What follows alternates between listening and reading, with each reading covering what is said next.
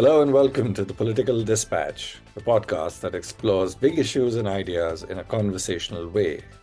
My name is Lily Mott. I'm Sidd Kurapati. And I'm Tom Spare. In each episode, we will guide you through a compelling topic examining the politics, policies, and key players involved.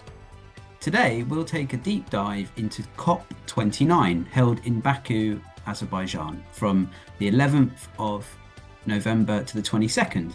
We'll be discussing the outcomes, controversies, and broader implications for global climate action. With finance debates, geopolitical tensions, and climate activist actions, this was one of the most contentious COPs in recent history.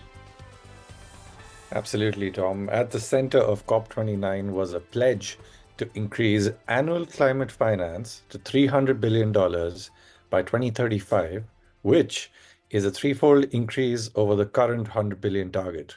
However, developing nations, represented by leaders from countries like India, found the amount insufficient. And according to them, while it might look impressive at first glance, it falls far short of the actual costs of addressing climate impacts. The OECD estimates that developing nations need around $1 trillion per year. To effectively tackle climate change and transition to clean energy. Reacting to this discrepancy, Oxfam's climate justice lead, Safa Al-Jayoussi, called the finance deal a shameful failure of leadership. She criticized the wealthy nations for refusing to commit to the scale of public and grant-based funding needed, describing the deal as false solutions. Very strong words there. The financial pledge was a mix of grants and loans, and that's a problem for many poorer countries who will now need to repay funds that are supposed to help them survive climate impacts they largely didn't cause. This reliance on loans has left many nations feeling that wealthier countries are still treating climate finance as a business deal rather than a moral obligation. Moreover, some delegates felt that wealthy nations presented the financial package as a take-it-or-leave-it offer, which sidelined developing nations' perspectives. So basically, this left a lot of developing countries disappointed, who were arguing that wealthier countries should shoulder more of the financial burden than the rest of the world. After all, emissions from wealthier nations and industries were responsible for most of the climate damage in the first place, right? For them, it's not just about addressing the costs of adaptation, but also about historic responsibility and climate justice. So we're seeing frustration from developing nations and organizations about the size and structure of this financial package. But there's also a deeper issue here. Some leaders are questioning whether the COP process itself is delivering the results we need. Lily, you heard some criticism from senior leaders about COP structure. What were those criticisms? Yeah, one of the ongoing debates at COP29 was about the process itself, as you said, Tom. But this year, multiple senior leaders publicly criticized COP as being not fit for its purpose. So it's the third consecutive year that COP has been hosted by an oil-producing authoritarian state, this time in Azerbaijan, where President Ilham Aliyev referred to fossil fuels as a gift from God. And this seemed in direct contradiction to COP's mission of transitioning away from fossil fuels, as many countries around the world are trying to do. No, absolutely, Lily. The thing is, organizing COP in fossil fuel dependent nations raised concerns about conflicting interests. Critics have, pretty much worried that such host nations may be less motivated to pursue aggressive climate actions. And maybe it's kind of reflective in COP29, in one way. However, several climate leaders, are extremely frustrated by the slow progress on meaningful commitments, especially since the last meaningful commitment happened in, COP23, I think it was, which was Paris, called for COP to reform its decision-making and hosting processes to avoid potential conflicts of interest in the future. Additionally, there were also calls for COPs to move away from its consensus-based structure where every country must agree for a resolution to pass. Some leaders argue that this model allows powerful nations to block progress or minimize commitments, diluting outcomes to the point that, when they're not really impactful. However, The counterpoint to that is that others feel that regional agreements or smaller focus summits could potentially be more effective in setting actionable goals. Yeah, and I think this is just another point to double down, but this is the third consecutive year that an authoritarian oil producing nation has hosted COP. So Egypt and the UAE also drew criticism for their fossil fuel dependence and lack of transparency.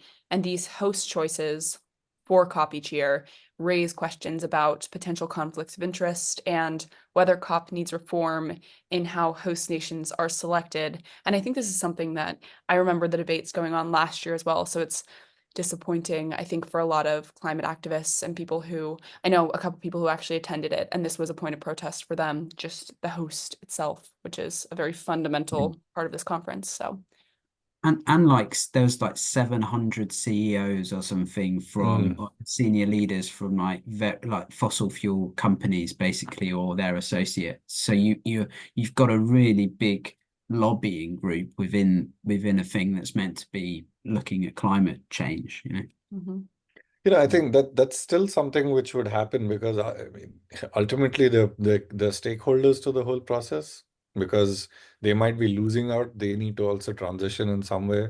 Uh, but I guess it all boils down to the intent of the major economies and the developed countries, and if they really want to go at it or not. And they did that in 2015. They did that really well, but I guess as we go through this episode, we'll sort of understand what the geopolitical implications have been over the last couple of months to actually reach this kind of sort of, not a satisfying agreement. And that's probably what's the point the point that I was actually going to make next is that it's not just the COP structure that's causing tension. There's also a big geopolitical component at play. For instance, the political return of a Trump administration is already shaping how some nations approach these commitments. What have you heard, Lily, from the stuff that's happening in the US and in China on this front?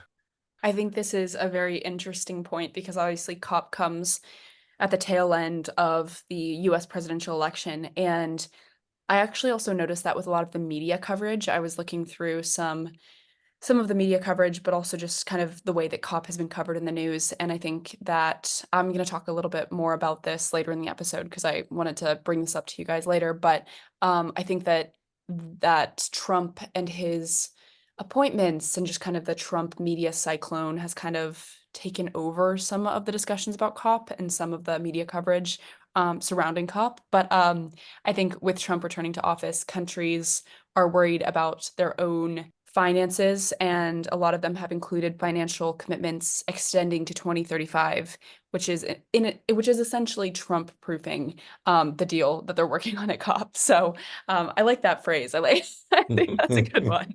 Is your house Trump proofed? Exactly. Trump proofing your financial commitments. Under Trump's last administration, the US withdrew from the Paris Agreement and cut climate funding. And there's concern that history could repeat itself. So, by pushing the timeline forward, I think negotiators hope that the US will eventually rejoin or they'll maintain some of these commitments post Trump. And then meanwhile, in China, China's presence was quiet but deliberate. As the world's largest emitter, China doesn't have the same formal obligations as developed countries under UN climate rules, but it chose to disclose the extent of its climate finance for the first time this year. Though this still classified as a developing country, China's voluntary financial contributions to poorer nations may signal its gradual shift into a global climate leader, especially if the US retreats. And on top of that, it's also worth remembering that China's the sort of one of the biggest producers of like wind farms and a lot of the technology that exists to fuel the green revolution, which are powered by coal-powered power stations. So there's this weird contradiction where China's producing all of this green tech and the infrastructure, but it's been powered by fossil fuels. Yeah, no, absolutely. I mean, China's financial contributions to, to fighting climate change, I mean, even though they're voluntary, it just allows it to, strengthen its diplomatic ties with the global South.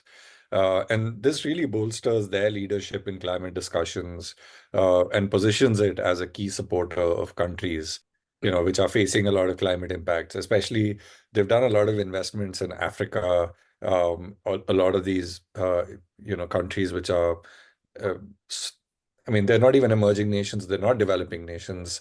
They're like a step below. They're just about starting off their economic revolution, so to speak.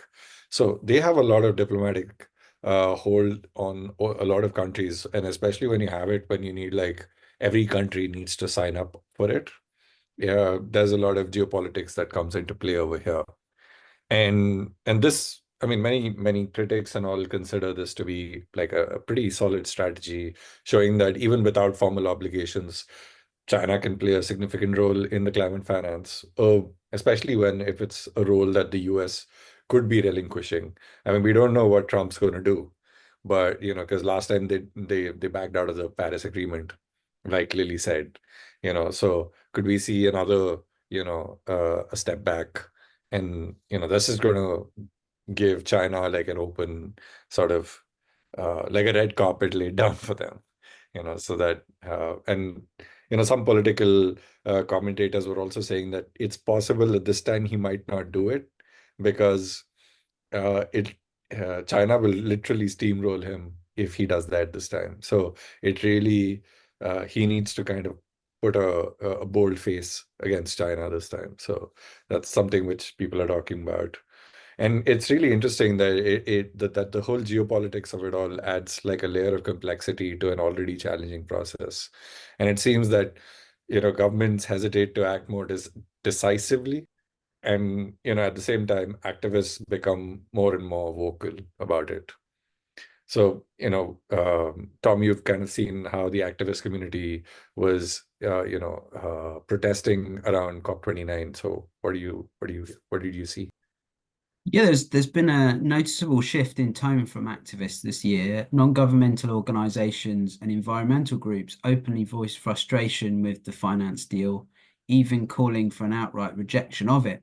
In one case, US climate envoy John Podesta was confronted by activists chanting shame, capturing the growing impatience with half measures. And I guess this is sort of part of a wider frustration, particularly amongst young people, that, what future is there when these really key decisions just keep being put off? And the reality is a lot of the people that are leading these countries are quite elderly or, the different stage of their life, and they'll be fine.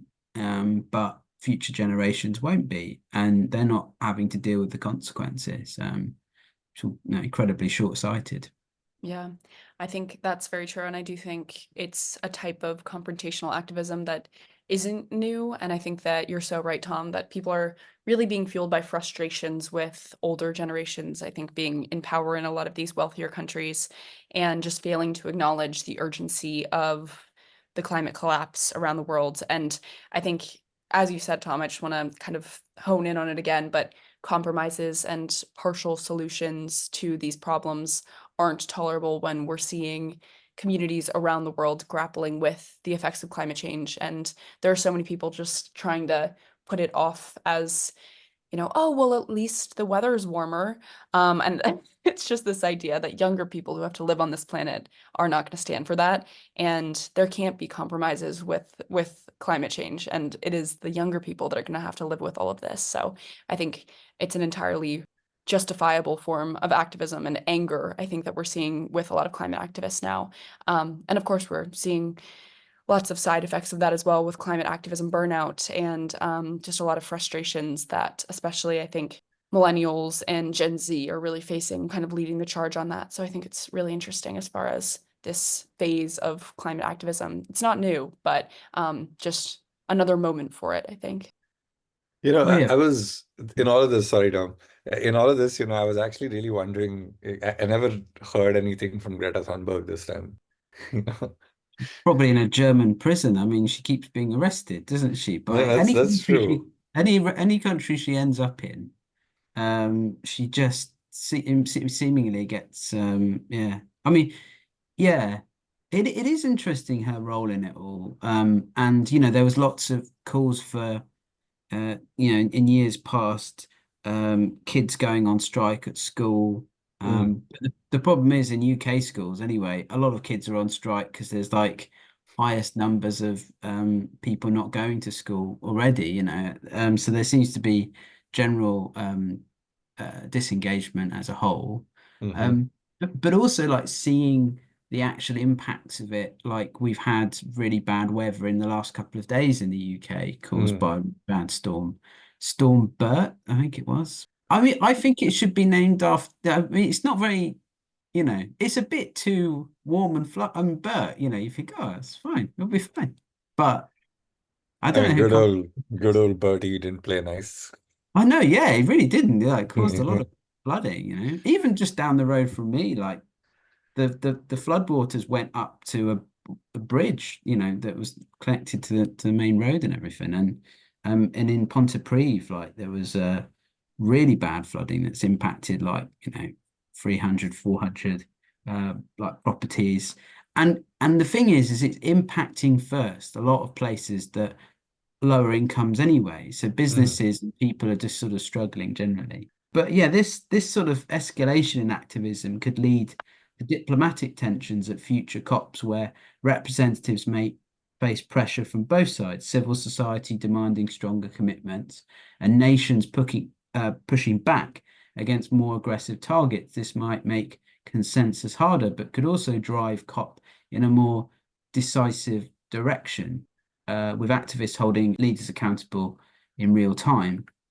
Um, so let's look at one of the most vocal players at COP29, and that's India, as both a rising economic powerhouse and one of the most affected by climate change. India's voice is increasingly critical. At COP29, we saw India leading calls for a fairer climate finance structure with strong words from their delegate Chandri Raina, who described the $300 billion commitment as a paltry sum. India's position emphasizes that this financial package, which includes loans, risks further indebting developing nations.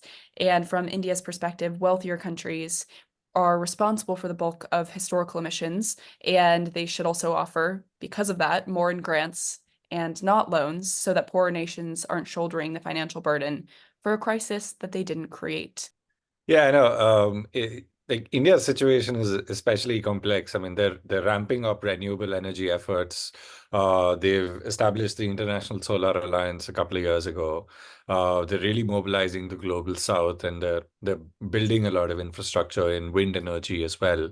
But the dependence on coal is still there because, I mean, we have a large population, and you really need to provide the kind of, the energy needs. So you can't just immediately take it off. And this balance between that ambitious climate action and meeting immediate energy needs makes India's position very unique and very precarious also, if I can add that, you got to take like very careful steps,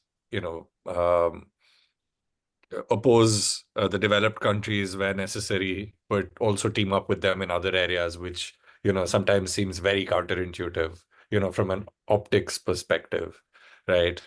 Um, they're making strides domestically, but continue to press for international support that addresses both mitigation and adaptation. And that's probably the role that India can play right now, and maybe not, because it's yet to reach the stage which China has reached. Yeah, and like for one thing, sure, that India's assertive stance certainly highlights the ongoing tension between developed and developing nations. Next year's COP 30 in Brazil will bring another layer to the conversation with the Amazon rainforest's critical role in global climate regulation. Brazil's hosting could be a spotlight on conservation and indigenous rights. Sid, what should we expect from Brazil's leadership next year? Yeah, so the first thing which we all know and we've studied in school as well is that Amazon's one of the largest carbon sinks in the world. So the next year's summit will likely focus on forest conservation, with President Lula committed to halting deforestation. Brazil's role could be instrumental in reshaping the conversation on ecosystem protection as climate action. So basically, if Brazil can demonstrate effective Amazon management, which is the rainforest here, Tom, it Thank could you. create momentum for more ambitious forest conservation worldwide. Forests aren't really just carbon sinks, they're biodiversity hotspots and homes to indigenous communities whose rights are increasingly tied to climate justice. Can someone answer this? Because I've asked lots of people this. Why can't they, with all the amazing things in the world, right? All the great technological advances that we have, why can't we make trees grow quicker? It might do more damage than good if we made them grow quicker, right? The process to make the tree grow quicker. I'm just imagining. I'm just saying, I don't know. Maybe if there was a way for them to like, I don't know, because we also can't really do that with people, right? That's true. Yeah, it gets quite, yeah, I don't yeah. know. Interesting to think about. Yeah. If anyone's got any ideas of Yeah, how to, if anyone listening has ideas, let Yeah. us know. We We'll we probably need contact you too. John Hammond to come and set up yeah. some sort of a Jurassic World just for trees. Oh, A John Jurassic Hammond, Jurassic Ju- Park, John Hammond, yeah, yes. yeah. Mr. Hammond, the phones are Phones are working. Yeah, working. yeah, yeah, yeah. That guy. Yeah, yeah. But I think like a more realistic answer from my side would be that I think you can make plants grow faster in greenhouses and conducive locations, environments, but for trees to grow that much, there are just too many factors that come into play. And I mean, you can only pump the soil with that much of like organic fertilizer, which is really gonna, the plant that the tree really has to, I mean, can absorb. So, Mm. yeah, that's like playing God. Yeah, So, I suppose so. And also, if you think about anything that's grown in a polytunnel, then produces a ridiculous amount of greenhouse gas anyway. So, mm, yeah. exactly, exactly. Okay. So, interestingly, so the ocean currents that are there, there's something which I read about a few years ago. The ocean currents that are there around the Atlantic and the South American continent and the African continent uh, is what keeps Amazon a rainforest and the Sahara a desert. You mess with that, and Amazon ceases to become a rainforest, and then you'll see green patches growing far more in Sahara, which is why you have these random, situations of snowfall in Sahara Desert. Over the last decade or so, we've seen pictures of snow kind of sitting on sand dunes, you know. Now that's a prophecy that the dune couldn't come up with. So Yeah. Yeah, yeah. So Yeah. it's pretty precarious. And when you have a lot more moisture in the Sahara Desert, you have locusts, eggs which are there in the sand, which suddenly get a very conducive environment, and they travel eastward towards, the farm, the agricultural regions of Southeast Asia and South Asia. And Yeah. then, so the global South gets, you know, I can't use the word on the podcast, but yeah, they Screwed. do. Yeah, exactly. Yeah, they do Mm. get Yeah. screwed either way. Yeah, yeah. So That's that's also locust is like proper biblical type, end of daisy. I'd be a bit nervous if locust starts flying out of the Sahara. I'd be like, okay, guys, yeah. that's We you know. Yeah, we had that situation like a few years ago. When we could actually see a lot of places, like you can actually find videos on YouTube where a lot of areas where you had locusts sort of coming in from the west of India. And then they found out why that's the case because there was too much rainfall happening in the Sahara region. So, and those things are huge, man. I had like one right outside my front door, and it's huge. It's huge and it's scary. So, yeah, that's a little factoid. Yeah. for you Yeah. guys. Too much Well, moisture in the Sahara Desert, not good. yeah. Well, I think that was a great little lesson, Sid. Thank you. I did not know that. But I think that all of this goes directly to my point, which is that Brazil's environmental policies are set to play a major role, obviously, because of all of the impacts and all of the different things that can happen if Brazil faces changes, which I mean, that's kind of scary. But since the Amazon affects everything, as Sid was mentioning, Brazil's initiatives could inspire similar commitments from other rainforest nations, and that could also make preservation a central focus at COP30, which will be next year. And Brazil's indigenous communities are essential stewards of the Amazon, and of course are often under threat. They face threats from illegal logging and land encroachment, and we may see a greater emphasis on indigenous rights at COP30. And yeah, I just think protecting their land is, as Sid was mentioning, it's directly tied to effective climate action because of all of these things that could happen if Brazil is disrupted. So, yeah, it all ties together. Thank you for the thank you for that segue, Sid. And with Brazil's focus on the Amazon, COP30 could be a pivotal moment. If Brazil can demonstrate real leadership in ecosystem protection, it could restore some faith in the COP process and renew commitment to ambitious global climate goals.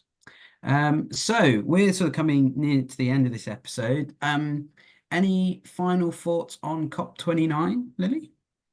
Yeah, I actually was doing, as I mentioned, I was doing a little bit of searching on the media representation of the COP because I think Hmm. it's been really interesting. I haven't seen as much as I saw last year, actually. I just like haven't, I think I've seen it on my Instagram feed, but that's because of the people that I follow and just that's because of the bubble that I'm in. But I just wanted to look up some of the numbers as far as the actual TV network coverage and kind of the actual institutionalized media, the way that they were covering things. And I found this data from Media Matters, but this is about the US, but I think that this is a good bellwether, at least for us to kind of think about. But major US TV networks provided minimal coverage of COP29, with corporate broadcasters dedicating about 3 minutes and cable networks offering 54 minutes total of their coverage, which is really interesting because then this means that overall that was a decline from 5 hours of coverage for COP28. So essentially, Wow. like just TV channels were showing 54 minutes, where before COP28 they were showing around 5 hours of coverage.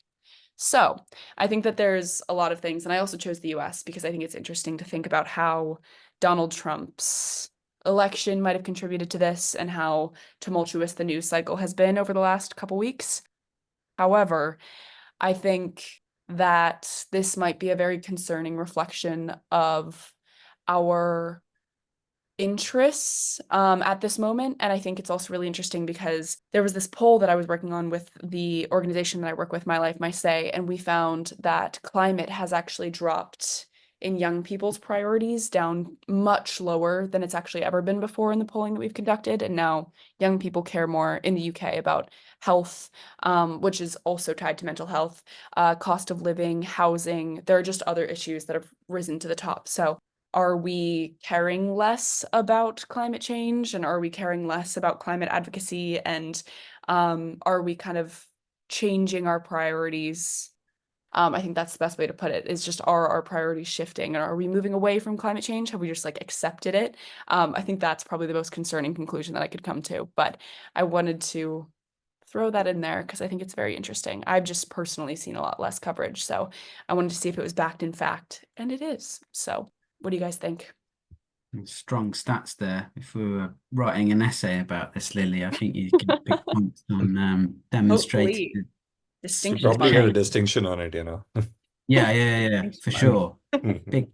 Big thumbs up from whoever's marking. But yeah, that I think that demonstrates as well. And I was thinking back to when COP was in Glasgow. And there was a lot that was a few Mm. years ago, I think. And I remember going to the cinema and seeing loads of like greenwashing adverts, by car companies. And usually it was like related to kids and think about the next generation and all this sort of stuff. And I've just seen more sort of negative coverage of it really. And it is very disquieting and disconcerting because it's like, so has everyone sort of given up on this? Climate change is linked to health. It's a direct link that so more, people getting ill earlier in their life is very much linked to the climate crisis, is very much linked to microplastics and all these other things as well. So yeah, but even just that very indicator of how much less is focused in minutes and hours on news coverage is really interesting. Yeah, I mean, that's true. I think it's kind of it's parallel to the rise of the right-wing politics that we see across the world, and where climate is not really a priority for those political parties and those spokespersons. And you see a certain amount of fatigue in the general population as well post-COVID, where, you're like, yeah, we know climate change is happening. Where what do we do at an individual level, when the countries themselves are not really behaving the way they should be? So it raises a lot of questions, and it's like a state of flux where um, you're not really having too much movement also. But I think the next 4 years are going to be very key because you have a lot of goals, a lot of countries have goals for 2035, 2050, 2030. And it's going to be very, I mean, researchers are going to be very keenly observing the performance of these countries. Are they meeting their targets? Are they working towards helping other countries meet their targets, and how does that impact the world over? And I don't think we're going to meet the 1.5 degree target that, we have to reduce it by 1.5, or we can't let it exceed by 1.5. I think we're going to miss it. So, um, like the previous episodes, I'm presenting yet another doom and gloom kind of point of view. It kind of brings me back to that age-old argument that, if you don't do it for yourselves, but do it for the future generations. And that that's still relevant, isn't it? So yeah, I mean that's where I would like to, leave that as a question mark for all of our listeners, I guess, and for all of us as well. And in Wales, we have the Future Generations Act, which tries to look Hmm.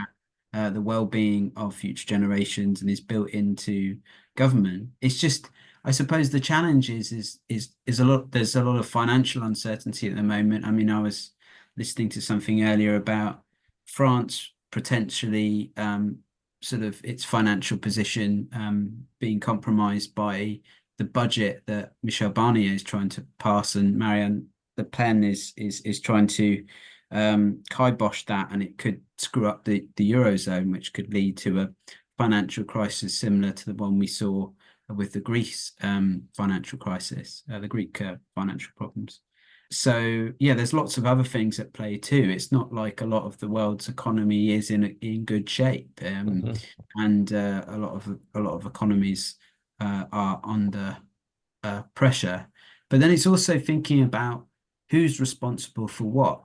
I saw, Yeah. earlier I saw a thing like from an article on The Guardian 7 years ago, right? That 100 companies contribute 70% of global emissions. And then I saw there was an article this year, there was 57 companies contribute 80% of global emissions. So there is this thing of like our lifestyles and what companies we endorse. And actually, boycotting is a really interesting thing to think about. Maybe we could talk about this in future episodes or something. But, there's been a lot of talk about boycotting particular organizations related to, Palestine and the genocide that's going on there. And like Barclays, for example, pulling out of lots of action because of protests. And it's in it, it would be interesting to see when you go to buy food, if you could somehow tell what the carbon emission of your food is, for example, might be quite a cool way of saying your personal responsibility of making that change. But also, like, governments should probably be incentivizing companies to take green action rather than punishing them for doing green initiatives. There's a lot of there's in France, another example is that there's going to be taxing on electricity, for example, electricity production, which doesn't make any sense. And in the UK, it's cheaper at the moment. It's cheaper to have a gas boiler than it is to have green alternatives. It's because all the tariffs are the wrong way around. Gas is subsidized, electric production is not. So these things are like often the wrong way around. And it's the same with food in our food choices. Our food environment is based around getting snacks and the quick unhealthy option, whereas fruit and veg is actually really costly for like average families and everything like that. So I think more than if we're to take a more sort of proactive position, because it is really easy to get sort of down about it, is to say, well, question why do we do things in this particular way? Why are we punishing companies from taking the green option? Why aren't we incentivizing the green option? There's even stuff today going around saying about electric car manufacturing is like production of electric car vehicles might go down just because interest in it and from consumers is dropping as well. Yeah, it just, to me, that there's a lot of Strange. things that could be made differently, and that's what we say at work all the time, that we're a big proponent of heat pumps. And if you are listening and would like to find out more about heat pumps, you can go to visit heat pump and can share the link and everything. But yeah, so we encourage the use of heat pumps, and they're really durable. I mean, like in Sweden and other places around the world, in very cold locations, they work pretty effectively. It's just the general infrastructure isn't there in places like the UK, where you're trying to warm very old buildings, Victorian buildings and that sort of thing. So yeah, I think there has to be a different conversation on how can we incentivize people to make small changes in their life, and how can we make it easier for people to identify how they're, contributing to climate change. 20% of carbon emissions in the UK is associated with the home. There's, I think, about 12% is people driving and people using cars. So all those percentages sort of build up, but equally there's those 57 companies that are contributing massively to climate change. I think it's very interesting how we discussed the really macro level implications of decision making to the micro level implications of decision making at an individual level and a country level. I think it gives a really good perspective, a range of perspectives of what's happening and how things can be dealt with. And in that sense, there's a reason why we sort of kept the episode a little more technical at the macro level, because you want people to sort of think about it. You want people to sort of try and figure out, like, do a Google search and try and see that, hey, what are they actually talking about? What is OECD? Why is Oxfam really criticizing COP29 right now? So What is COP? What does COP stand for? Does anyone know? If I'm not wrong, and considering that we've just read the Bible and you asked who Moses and Jesus are. Exactly. So COP stands for Conference of the Parties. Okay. It started in 1995 when COP1 happened in Berlin. And since then, so it's done by UN's United Nations Climate Change Conferences. That's the parent body of COP. That's the one that organizes and sort of manages the whole thing. But it's not, I mean, it's not the end of the world if one of those doesn't work out, though. This is the thing I was sort of learning about as I was doing a bit more of the research, is that there's so many other events that through the year to do with plastics or particular topics, right? It's not just this meeting is the be all and end all.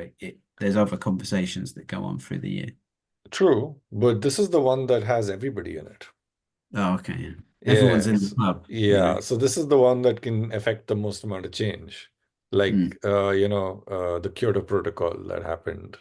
Then you had a Copenhagen Agreement. Then you had the Paris Agreement. And then you had other things which are kind of adding on to, the whole, some of the major agreements that happened every, decade or whatever it is. But you see, and there are a lot of declarations and pledges and, promises that are made that, hey, we're going to reduce our carbon emissions by this much by this year. So it becomes a very important event at the end of the day, but provided people, the countries rather, uh, keep at it and maintain it that way. And we see a little bit of disillusionment, and that's something what we discussed today in today's episode. Yeah. One thing I've thought more and more about, and maybe it's just because of the organization I work in, but I'm always interested by like community energy projects and actually allowing communities to decide and have an input into what form their energy supply might take, based on like the conditions of that local place. So, for example, if you live by the coast, it could be an option of having more wind or wave energy or whatever. And I think part of it is that there is such a huge disconnect between people that are talking about the higher level, the COP conferences, the geopolitics of it all, and it not really then linking back to everyday life. And I think that's part of the political communication failure of countries around the world and governments, is that they keep talking about the high and mighty, but they forget about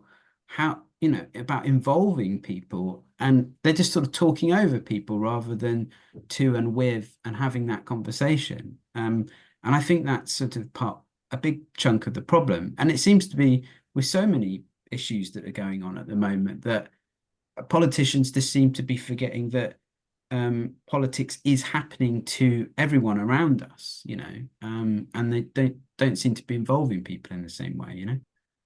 Yeah, no, absolutely. And I think that's it kind of reminds me of, this is probably the final thing that I'll say.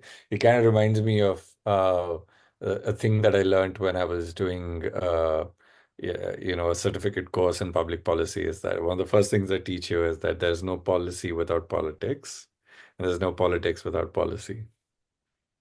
So it works both ways, and one can't work without the other.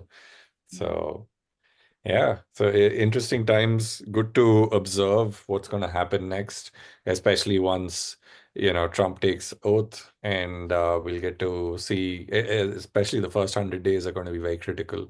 So that's going to be a very, I guess critical really underscores it. It's going to be a very important period of time for all political commentators, observers to keep a keen eye on what are the decisions that are being taken, and how the impact of those decisions are going to be made. Well, I think that brings us to the end of today's deep dive into COP29 and the road ahead. Thank you for joining us on the Political Dispatch as we unpacked the complexities of climate finance, geopolitics, and the role of emerging nations in all of this. We would really appreciate if you could subscribe to the podcast. We would also love to hear your thoughts and feedback, so please leave us a rating or a comment wherever you're listening to this podcast right now. Thanks, everybody. See you in the next episode of the Political Dispatch.